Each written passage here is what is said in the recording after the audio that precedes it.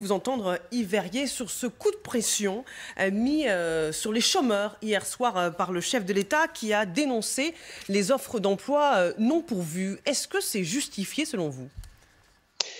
Vous savez, les deux sujets sont très liés d'ailleurs parce que Madame la députée, bonjour, et vous venez de mentionner à nouveau la question des femmes dont les carrières sont moins favorables et qui, au moment de faire valoir leur droit à la retraite, se trouvent évidemment plus en difficulté.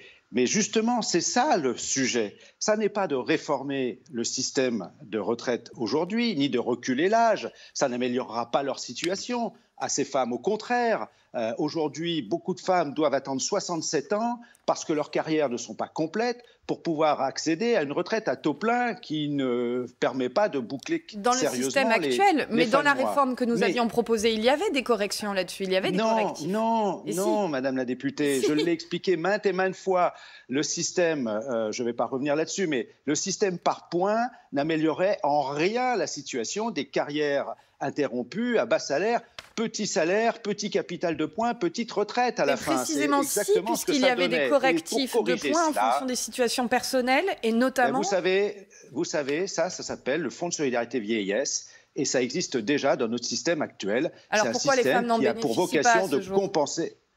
Parce qu'on peut l'améliorer, ce système-là. Et c'est un problème de financement. C'est un problème de financement public. Ce n'est pas autre chose. Et la question de l'équilibre financier des retraites, et ça vaut pour le système de l'assurance chômage, c'est la question de la qualité des emplois. Si vous avez plus de salariés qui, dès l'entrée dans la vie active, jeunes, ont un emploi pérenne à temps plein, si l'on revalorise tous ces emplois scotchés au SMIC, à bas salaire, à temps partiel, souvent en contrat précaire, que subissent plus souvent les femmes, si on agit pour qu'on maintienne dans l'emploi les seniors, vous verrez qu'on résoudra le problème du droit à la retraite pour tout un chacun. Mais Yves Verrier, c'est normal sur les emplois qui sont non pourvus. 200 à 300 000 emplois qui sont vacants. Est-ce que c'est normal? Ces emplois-là, ils existent.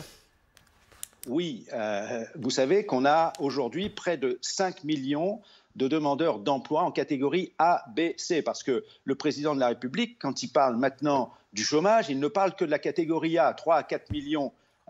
C'est d'une certaine manière considérer qu'un petit boulot précaire qui ne vous convient pas puisque vous êtes toujours inscrit à Pôle emploi et que vous cherchez un emploi à temps plein, eh bien, ça n'est plus du chômage. Eh bien non, ça, nous le récusons. Les demandeurs d'emploi qui subissent les emplois précaires en catégorie B, en catégorie C, aspirent à de vrais emplois à temps plein. Et c'est cela qu'il faut résoudre. Il faut revaloriser le travail. Et revaloriser le travail, ça passe par la nature des emplois, les conditions de travail et les salaires. Message passé, Yves Verrier de Force ouvrière. Merci beaucoup d'avoir pris le temps de répondre à nos questions. On va parler du nucléaire. Le débat a été relancé par le chef de l'État. On va entendre Mathieu Orphelin dans un instant, porte-parole de Yannick Jadot.